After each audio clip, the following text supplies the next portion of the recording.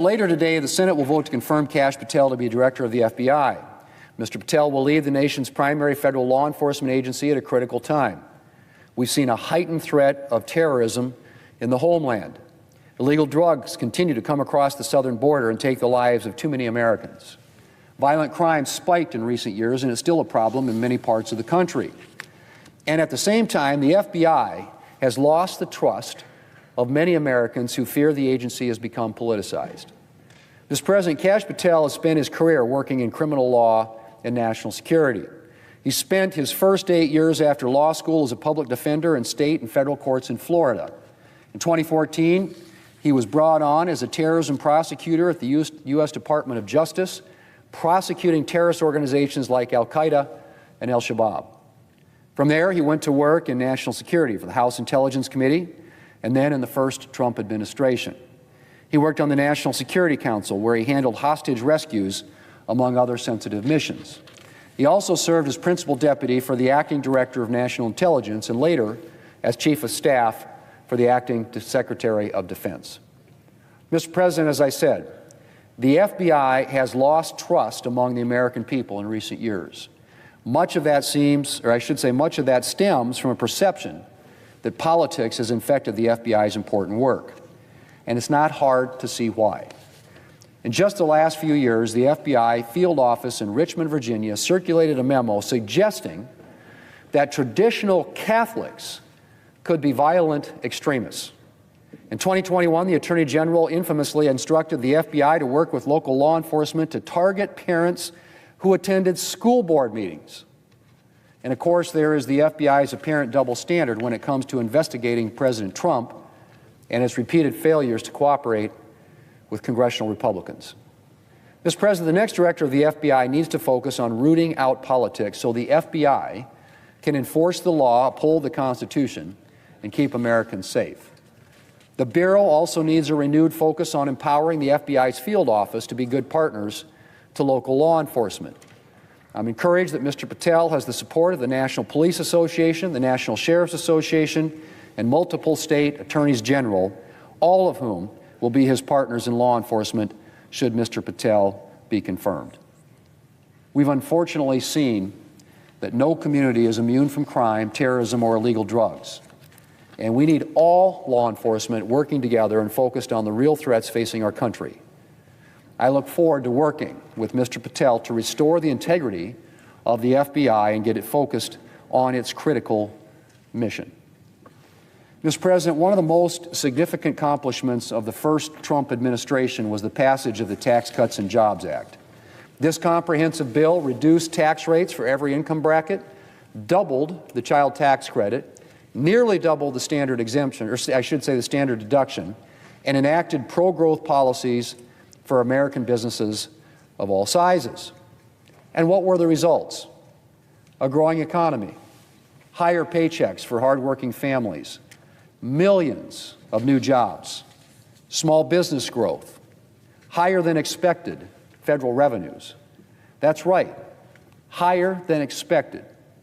Government revenues since the Tax Cuts and Jobs Act have exceeded projections by roughly $500 billion. An end to corporate inversions, which is the practice of moving U.S. company operations overseas for tax purposes. Practically every aspect of the U.S. economy was strengthened by this pro-growth legislation. And contrary to what my friends across the aisle like to claim, it was middle-class families, not wealthy Americans, who received the largest proportional benefit of the tax cuts.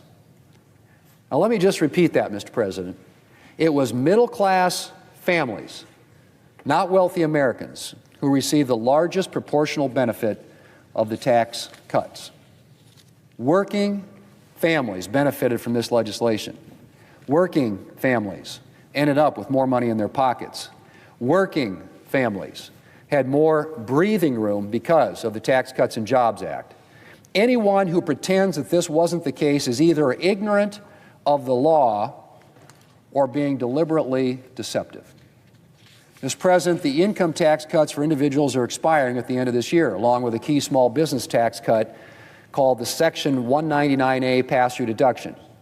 And none of our top priorities for this year, or I should say one of our top priorities for this year, is extending this tax relief. But not just extending it, Mr. President, making it permanent. As I and several other Finance Committee Republicans noted last week in a letter on this subject, and I quote, "A temporary extension of these pro-growth and pro-family policies is a missed opportunity. Businesses need certainty while investing in their companies, and taxpayers should not fear tax hikes due to congressional inaction," end quote. That's it in a nutshell, Mr. President. Hardworking Americans shouldn't have to live in fear of a tax hike every few years.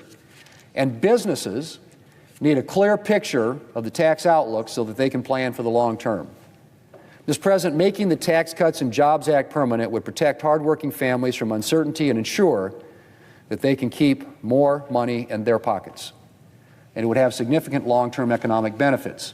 The National Federation of Independent Business reports that making the Small Business Section 199A deduction permanent would result in the creation of an additional 1.2 million jobs annually, with that number climbing as the law goes on.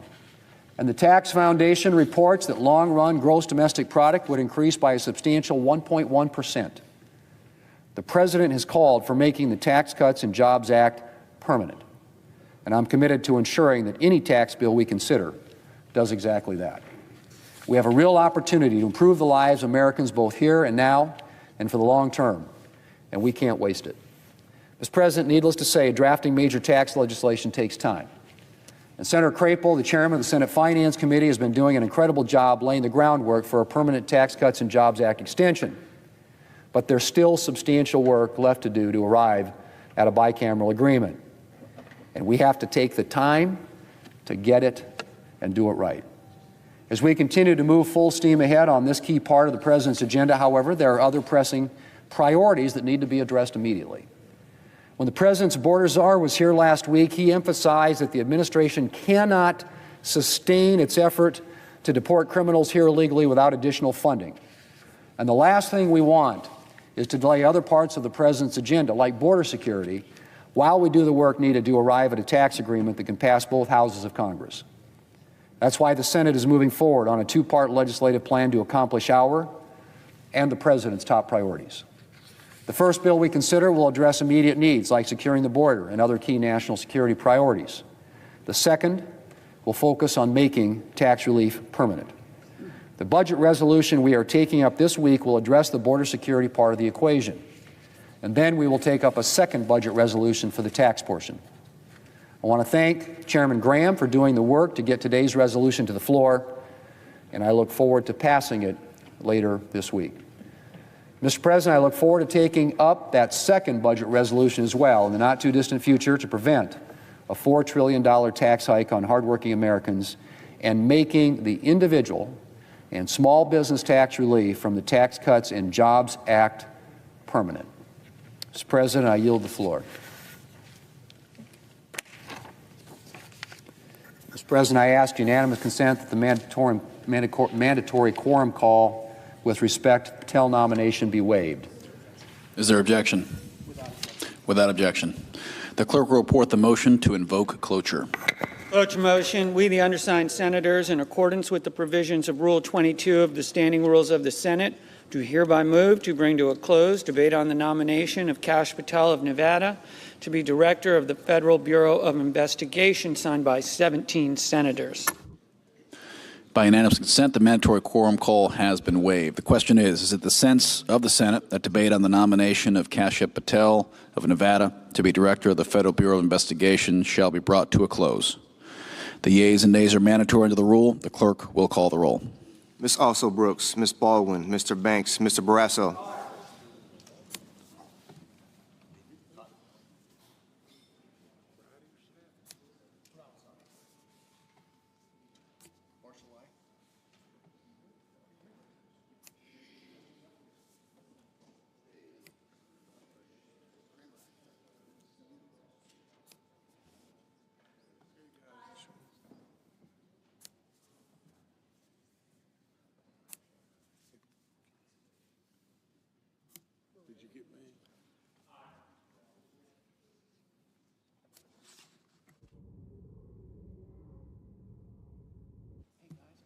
Mr. Bennett.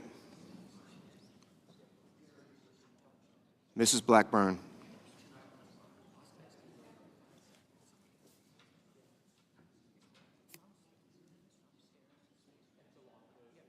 Mr. Blumenthal.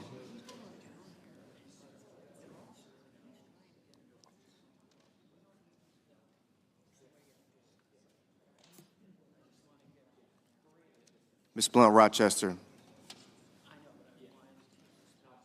Mr. Booker.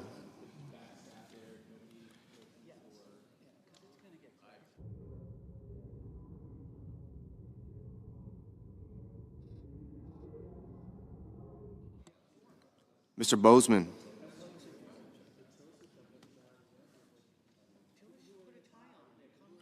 Mrs. Britt. Mr. Budd.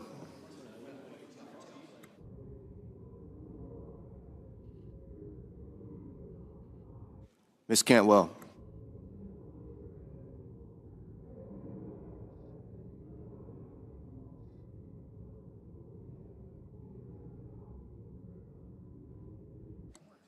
Mrs. Capito. Mr. Cassidy. Ms. Collins. Mr. Coons. Mr. Cornyn. Ms. Cortez Masto. Mr. Cotton. Mr. Kramer. Mr. Crapo.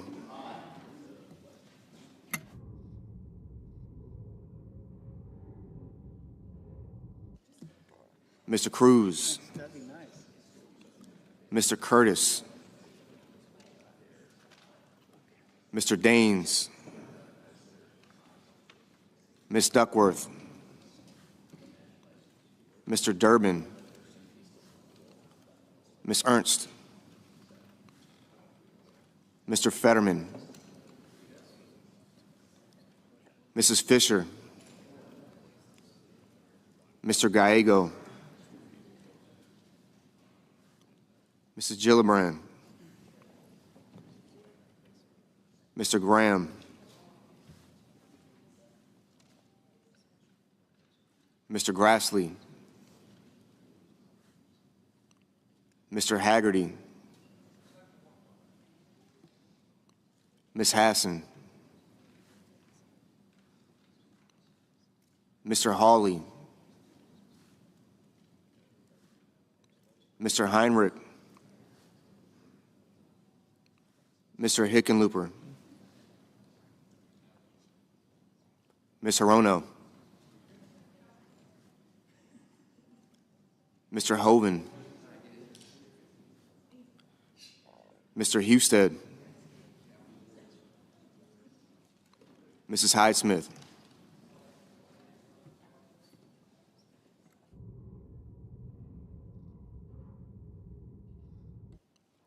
Mr. Johnson.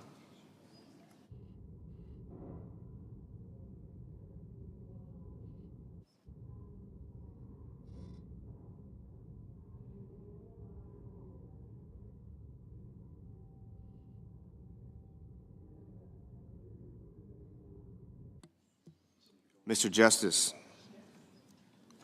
Mr. Kane. Mr. Kelly. Mr. Kennedy. Mr. Kim. Mr. King. Ms. Klobuchar. Mr. Langford. Mr. Lee. Mr. Lujan. Ms. Lummis. Mr. Markey. Mr. Marshall. Mr. McConnell. Mr. McCormick.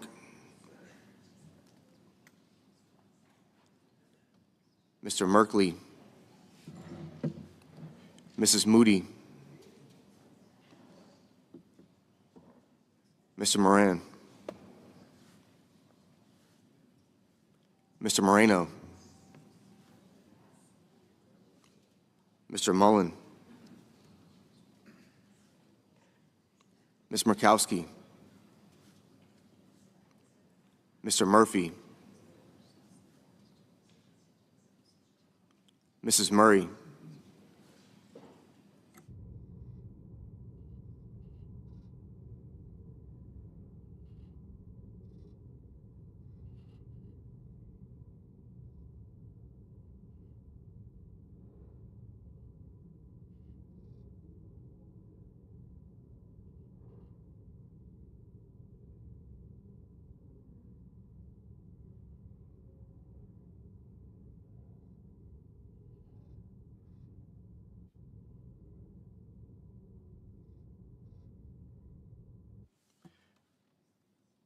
Mr. Ossoff,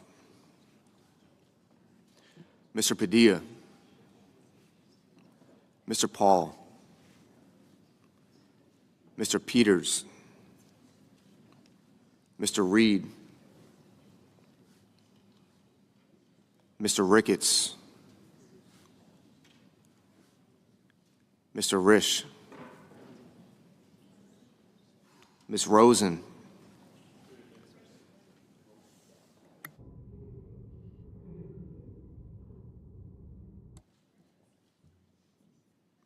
Mr. Rounds, Mr. Sanders,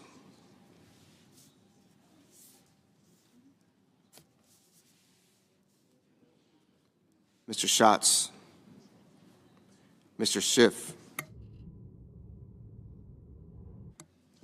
Mr. Schmidt, Mr. Schumer, Mr. Scott of Florida, Mr. Scott of South Carolina, Mrs. Shaheen, Mr. Sheehy,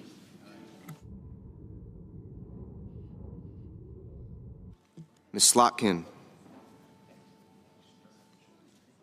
Ms. Smith, Mr. Sullivan, Mr. Thune,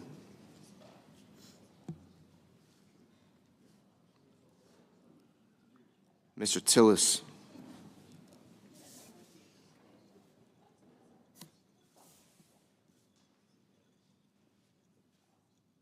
Mr. Tuberville, Mr. Van Hollen, Mr. Warner, Mr. Warnock, Ms. Warren, Mr. Welch, Mr. Whitehouse, Mr. Wicker, Mr. Wyden, Mr. Young.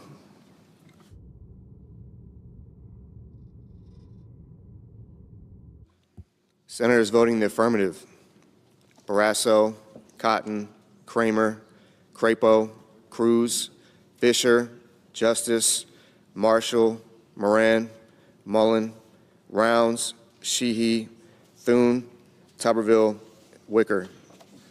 Senators voting in the negative: Blunt, Rochester, Cantwell, Kane, Kelly, Kim, Murray, and Warnock.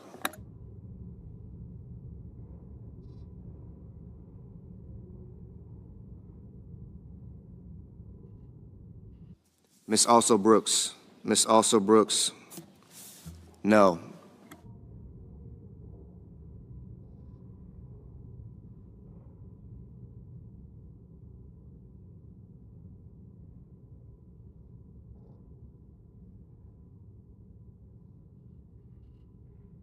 Ms. Baldwin. Ms. Baldwin. No.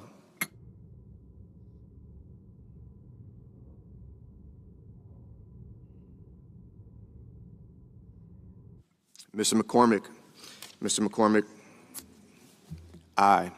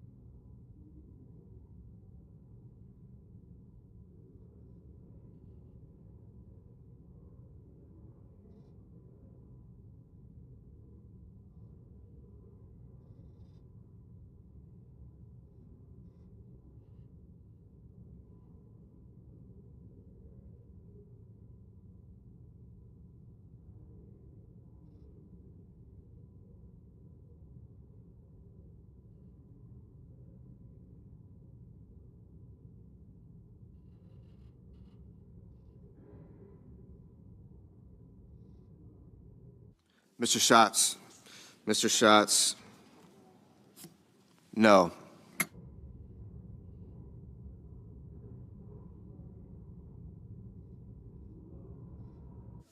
Mr. Daines. Mr. Daines. Aye.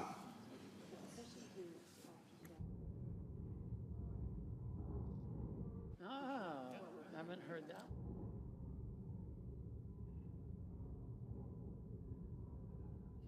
Mr. Reed.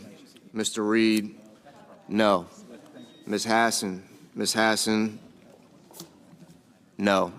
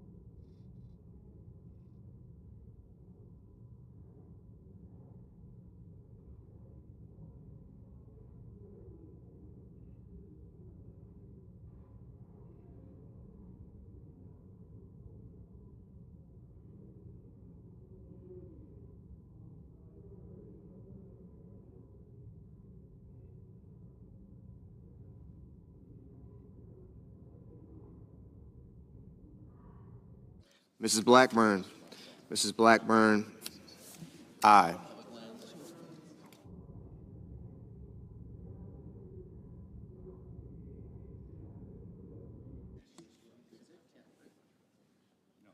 Mr. Lujan.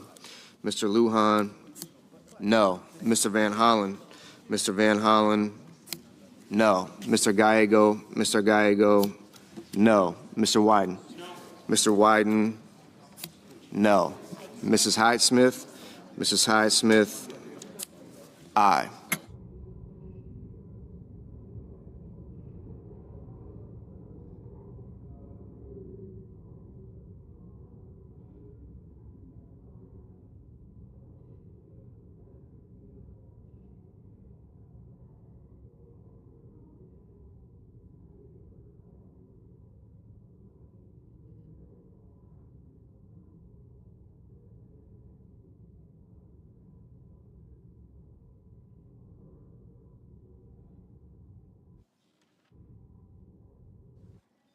Mr. Sanders. Mr. Sanders. No.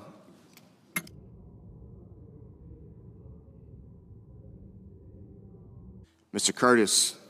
Mr. Curtis. Aye.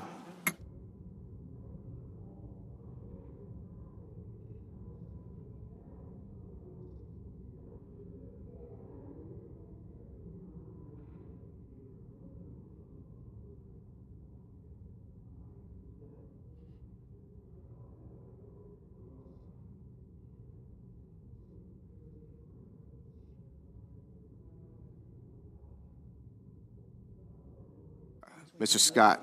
Mr. Scott of Florida. Aye.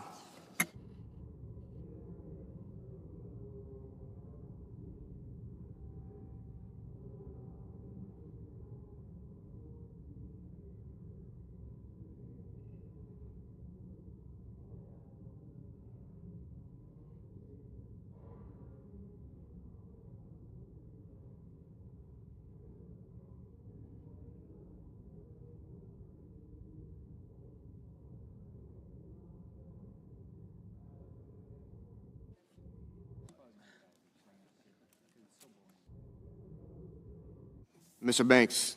Mr. Banks. Aye.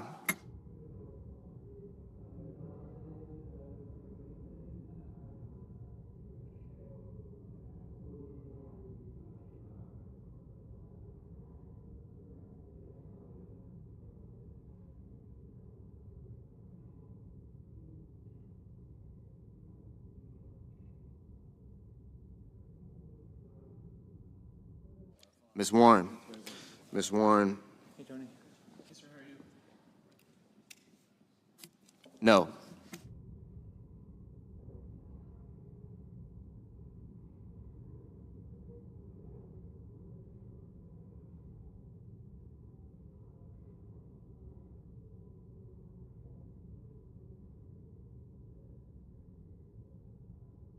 Mr. Haggerty.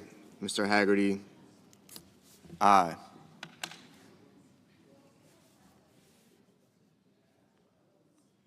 Mr. Merkley. Mr. Merkley, no. Ms. Rosen. Ms. Rosen, no.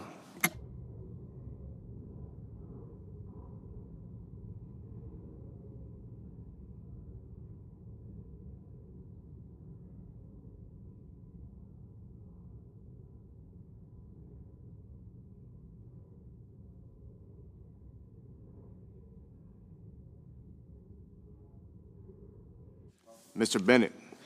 Mr. Bennett, no.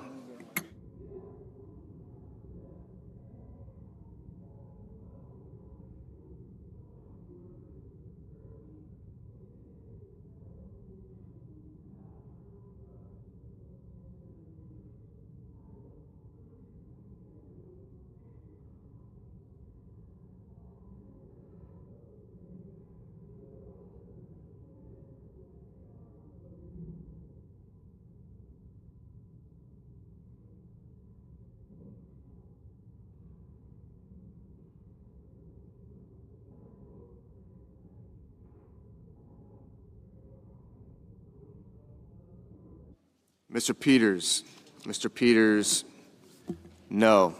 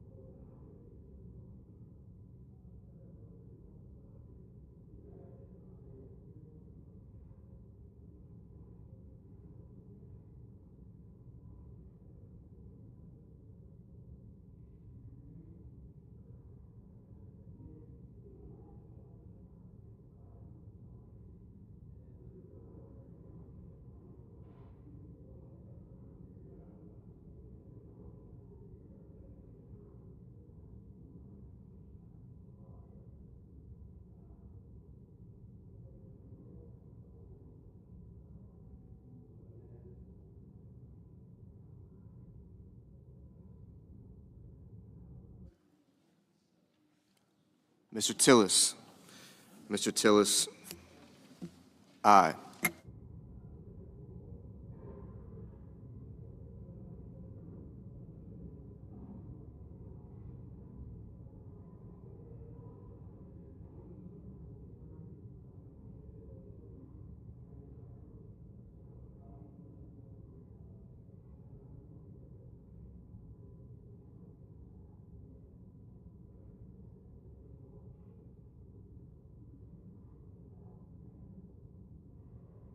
Mr. Johnson.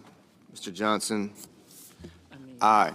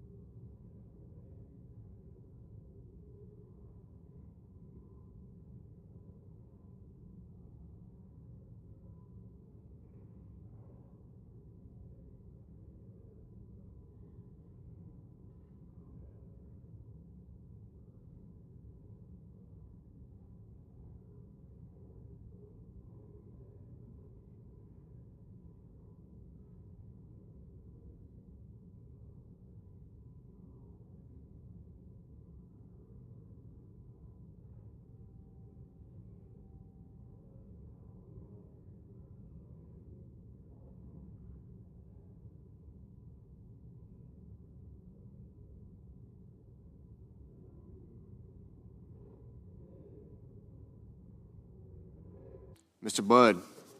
Mr. Budd, aye.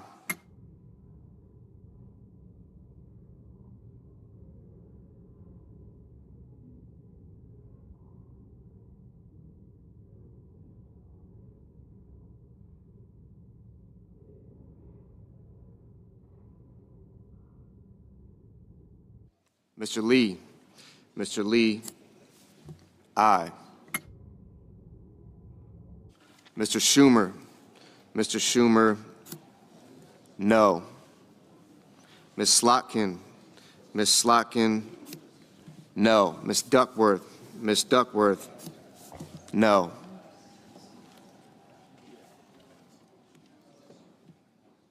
Mr. Graham.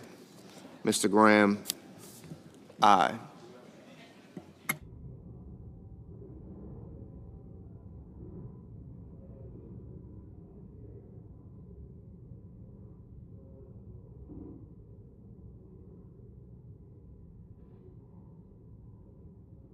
Mr. Young. Mr. Young, aye.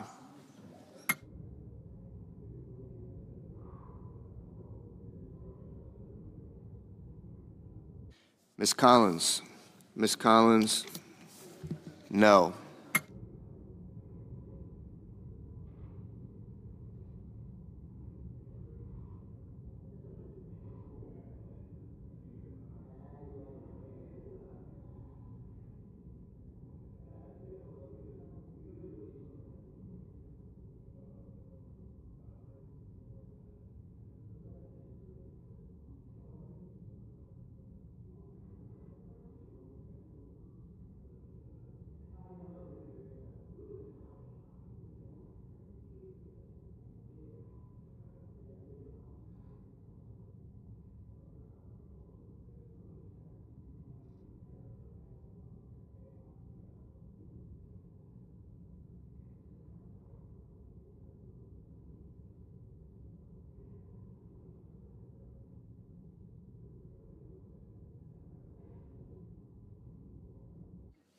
Mr. Risch.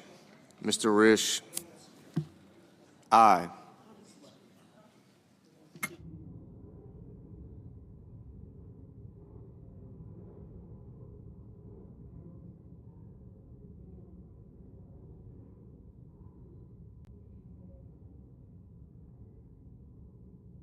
Mr. Warner. Mr. Warner, no.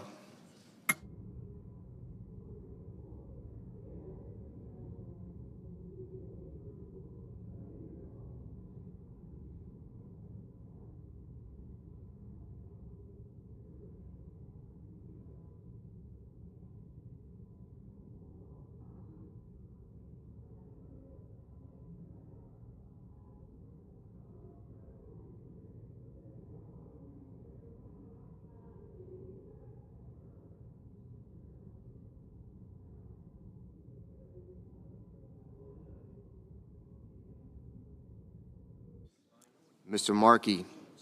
Mr. Markey, no.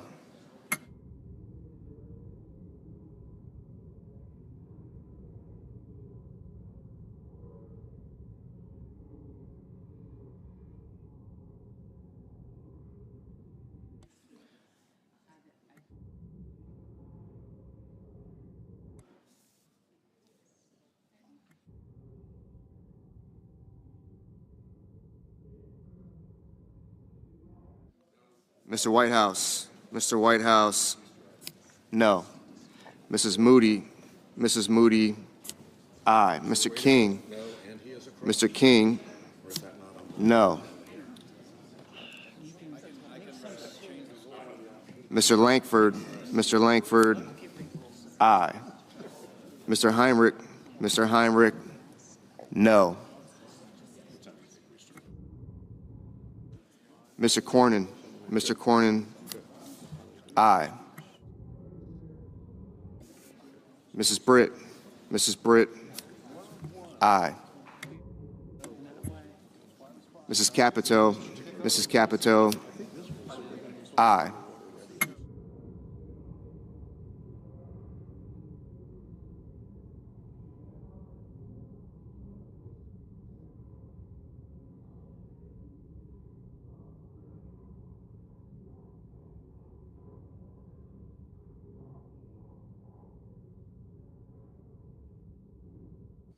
Mr. Moreno. Mr. Moreno, aye. Ms. Ernst. Ms. Ernst, aye.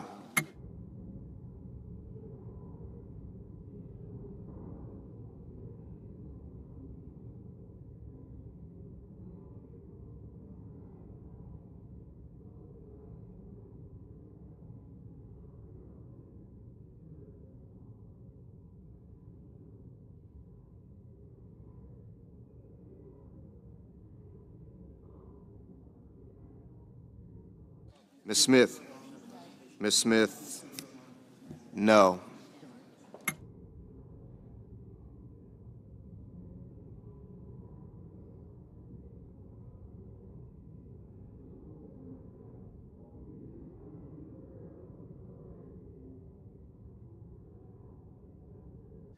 Ms. Cortez Masto. Ms. Cortez Masto, no. Mr. Grassley. Mr. Grassley, aye.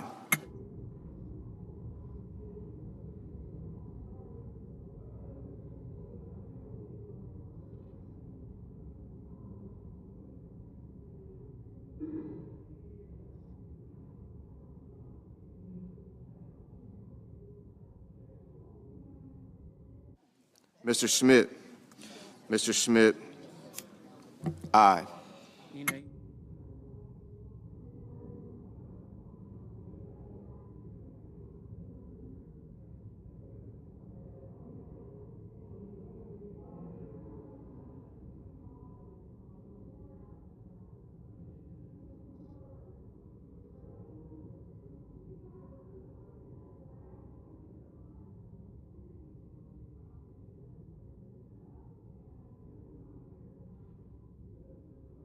Mr. Husted. Mr. Husted, aye. Mr. Ossoff. Mr. Ossoff, no.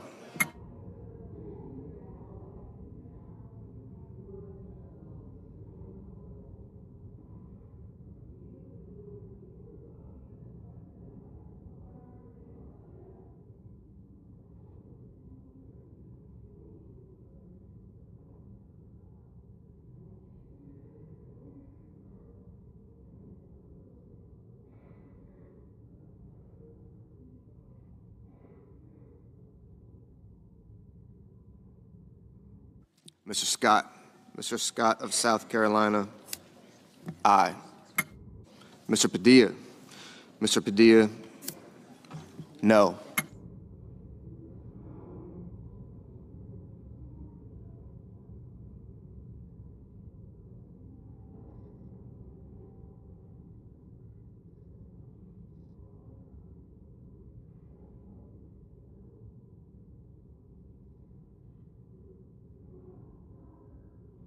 Mr. Schiff. Mr. Schiff, no. Mr. Ricketts. Mr. Ricketts, aye. Ms. Hirono. Ms. Hirono, no.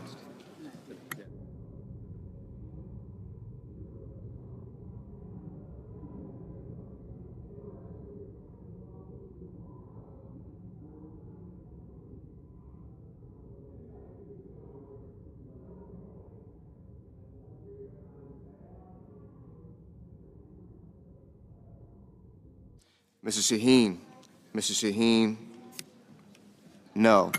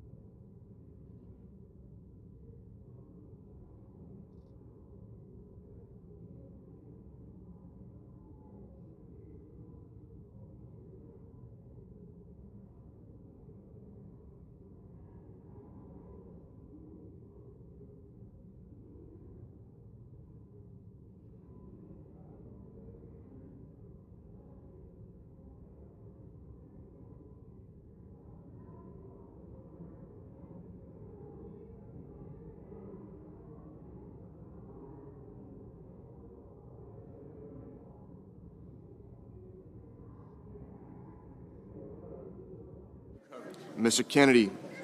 Mr. Kennedy, Yeah, oh, I'm totally. aye. And I need to make sure that I don't get. Mr. Coons.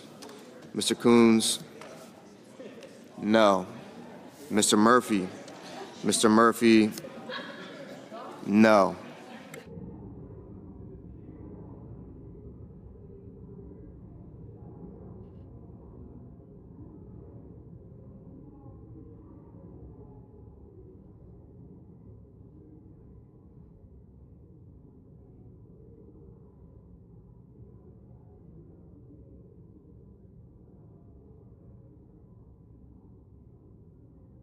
Mr. Durbin. Mr. Durbin, no.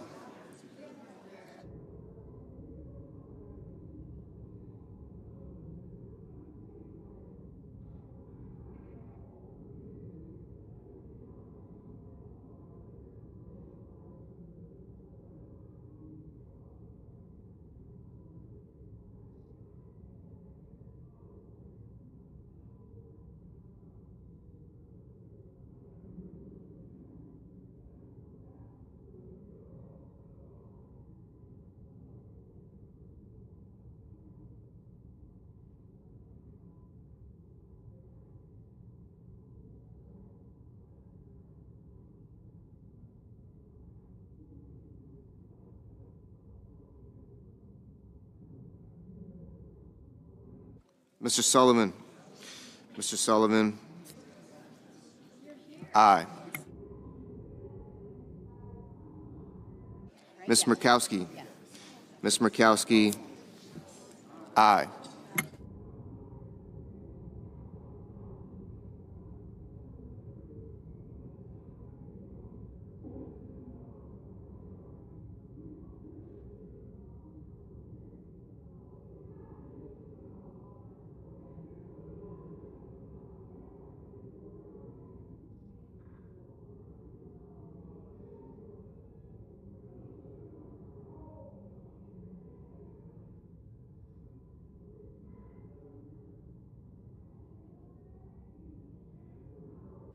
Mr. Welch.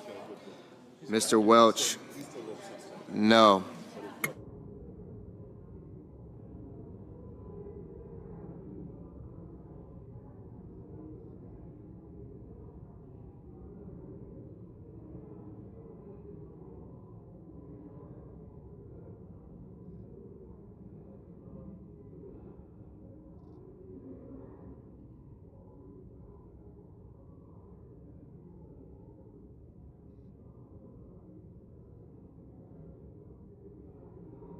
Ms. Lummis. Ms. Lummis, aye.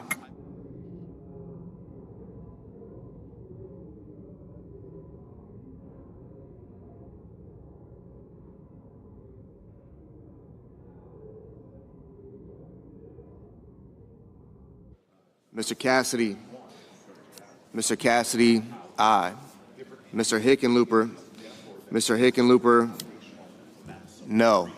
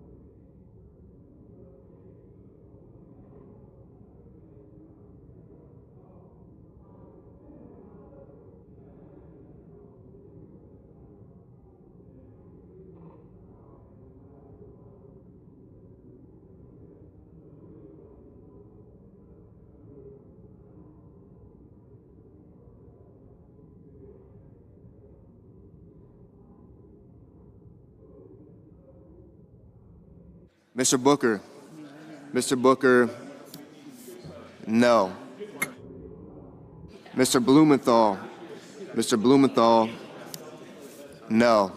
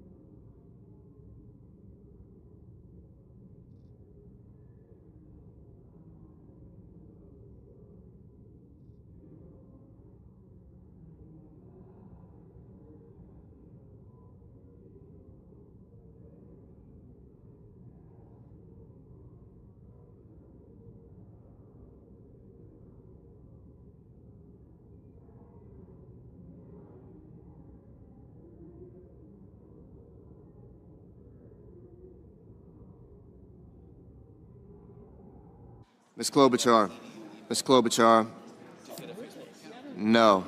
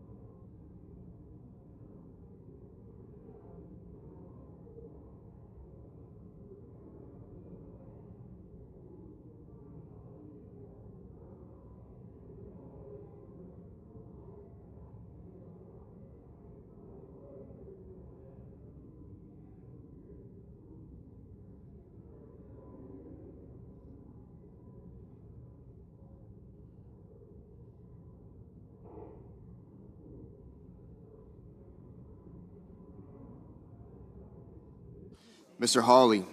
Mr. Hawley, aye.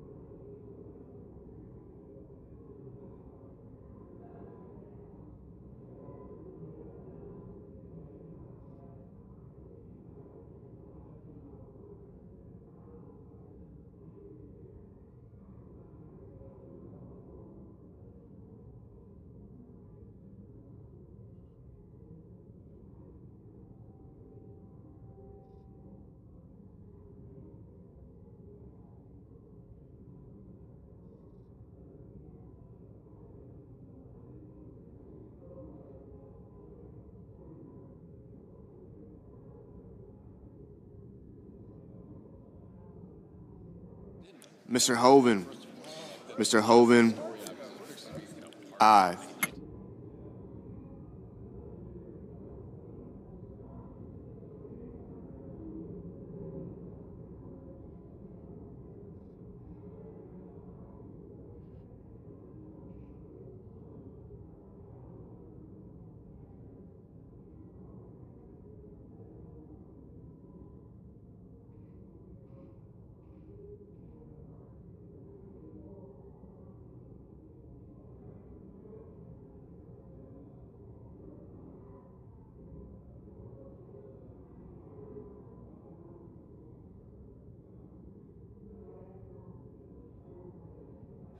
Mr. Paul.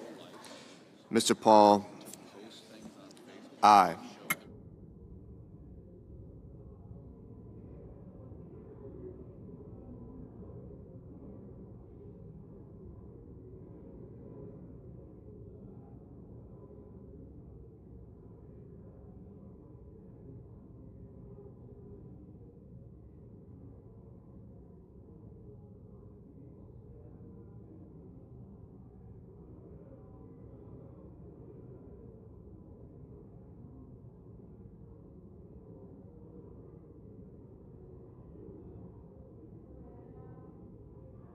Mrs. Gillibrand.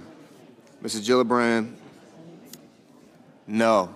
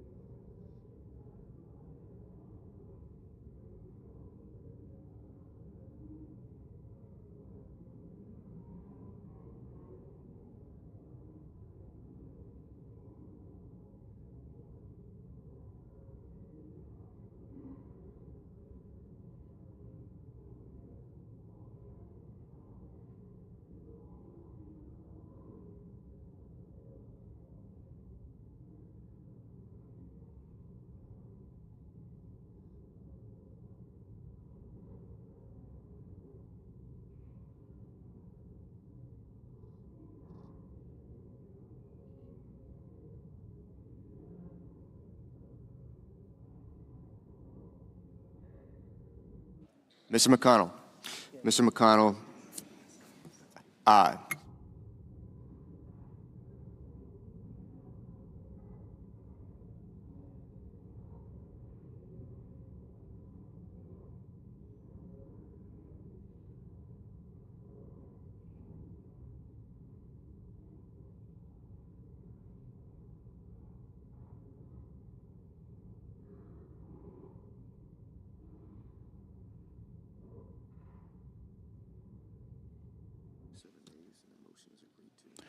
We have 51 yeas, 47 nays. The motion is agreed to. Clerk will report the nomination. Nomination, Department of Justice, Kash Patel of Nevada to be Director of the Federal Bureau of Investigation.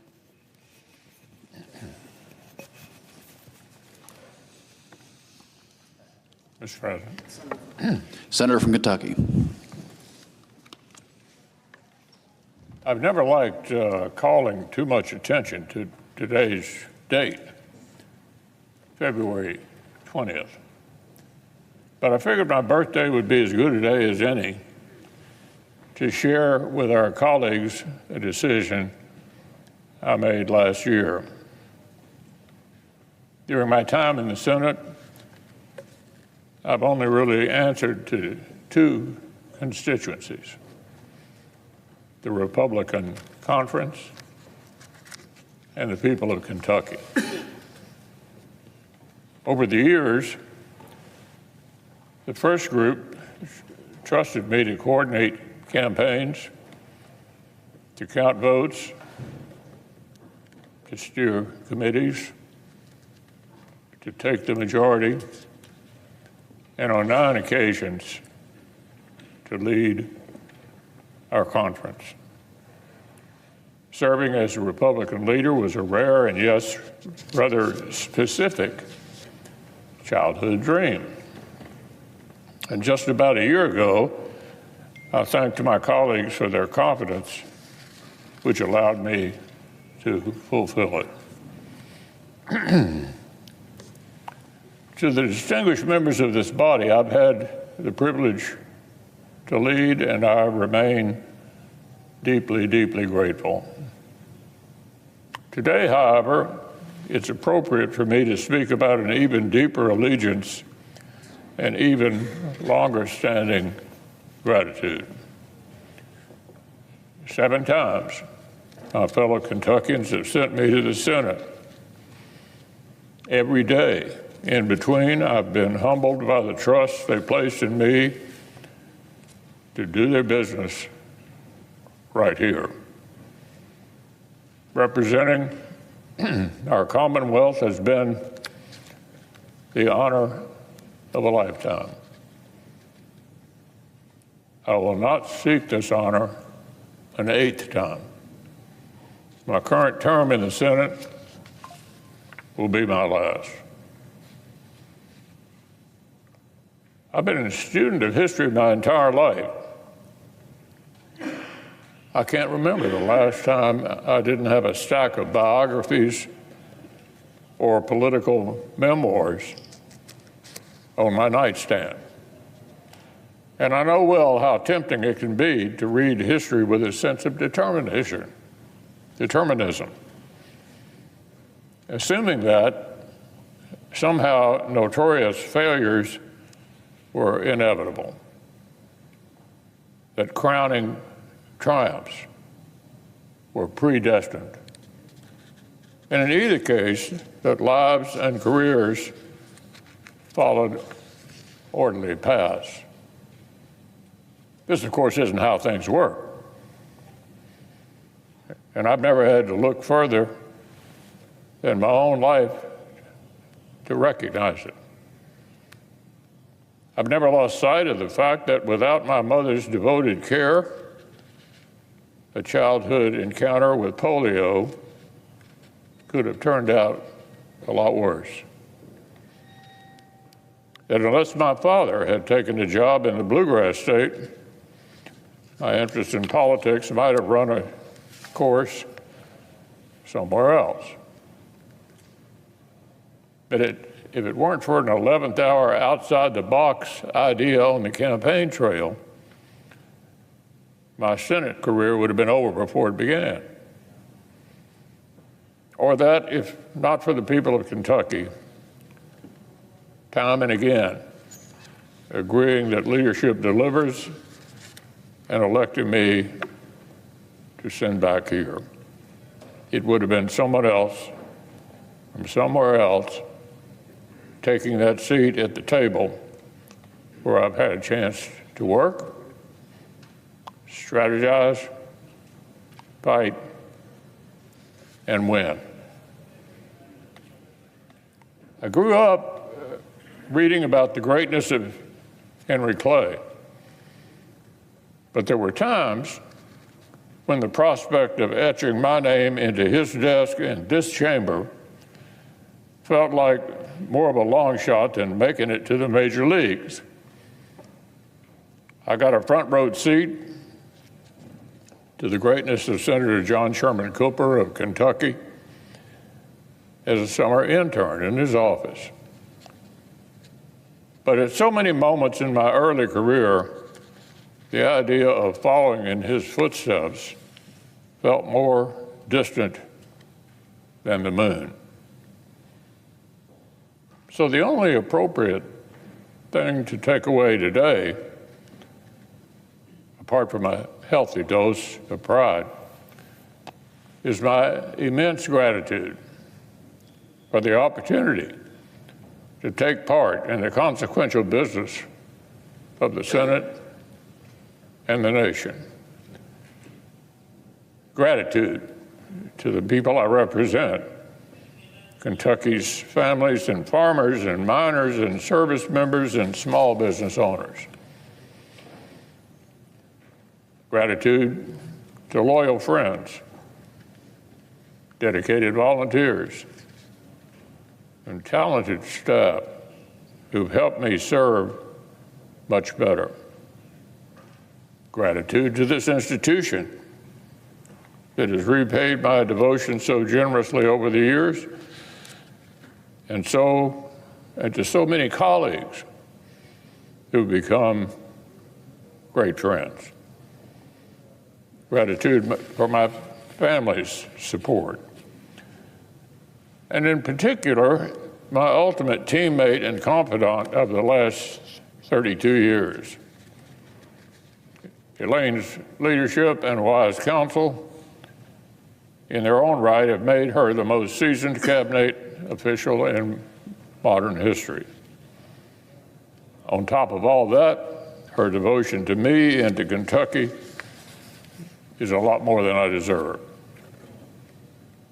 When I arrived at this chamber, I wasn't coming with a governor's statewide executive experience or a House member's appreciation for Washington dynamics.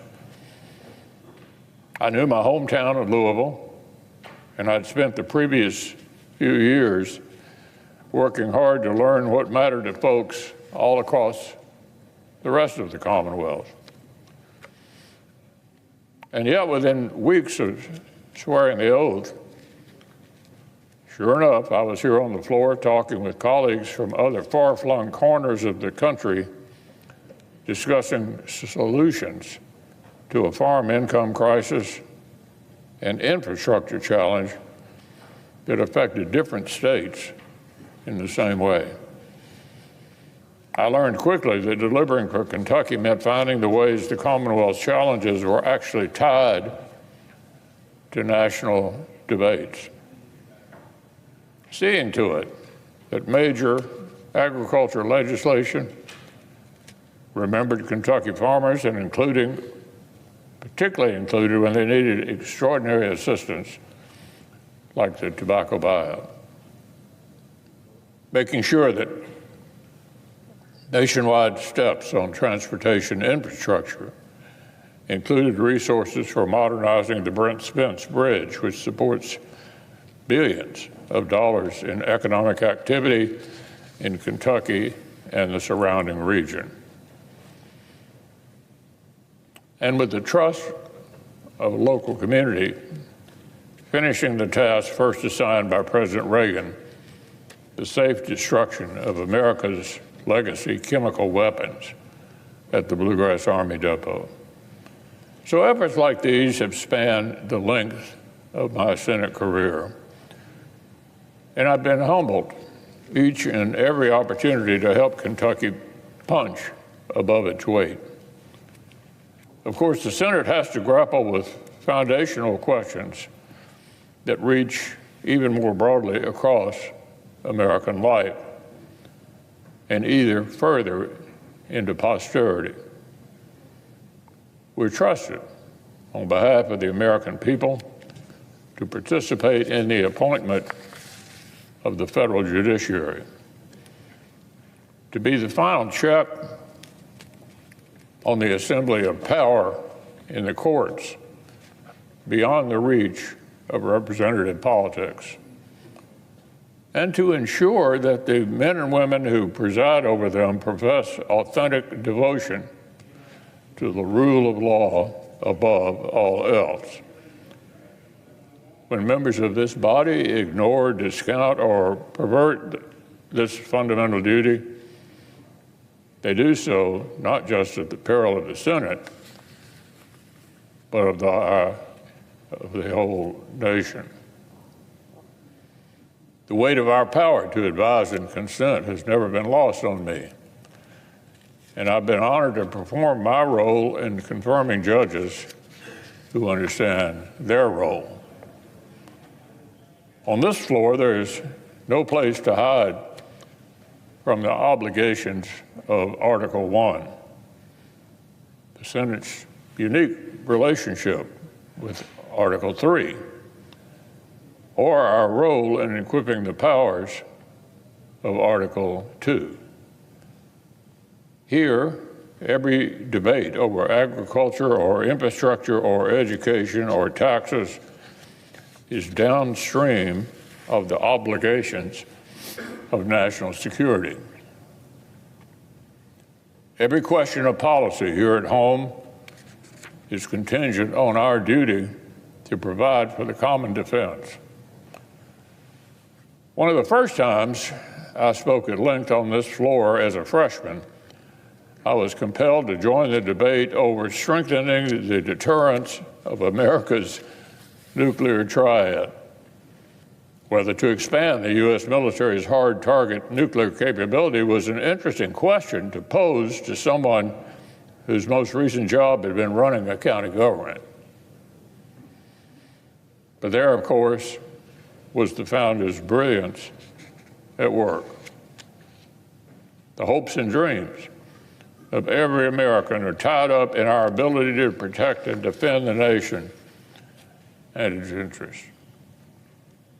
Every family traveling abroad and every worker and small business owner whose livelihood depends on foreign trade, they depend in turn on the credibility of America's commitments to friends and the strength of her threats to enemies. In turn, the safety and success of the men and women who volunteer to serve this great nation in uniform depend on the work we do here to ensure that enemies think twice before challenging them, and those enemies never face a fair fight. Thanks to Ronald Reagan's determination, the work of strengthening America's hard power was well underway when I arrived in the Senate. But since then, we've allowed that power to atrophy. And today, a dangerous world threatens to outpace the work of rebuilding it. So lest any of our colleagues still doubt my intentions for the remainder of my term, I have some unfinished business to attend to. In our work, most of us in this body develop an appreciation for the Senate itself, its written rules, its collegial norms, its pace of play. And yet so often I've watched colleagues depart, venting their frustration at the confines of the institution or mourning what they perceive to be decline of its norms. regardless of the political storms that may wash over this chamber during the time I have remaining, I assure our colleagues that I will depart with great hope for the endurance of the Senate as an institution. There are any number of reasons for pessimism, but the strength of the Senate is not one of them. This chamber is still the haven where the political minority can require debate. It's still the crucible in which jurists are tested for their fidelity to upholding the Constitution and laws as they were written. The Senate is still equipped for work of great consequence. And to the disappointment of my critics, I'm still here on the job. I yield the floor. Mr. President. Senator North Carolina. Mr. President, I ask unanimous consent that the members and staff and spectators in the gallery be allowed to applaud for a period not to exceed 30 seconds. Is there objection?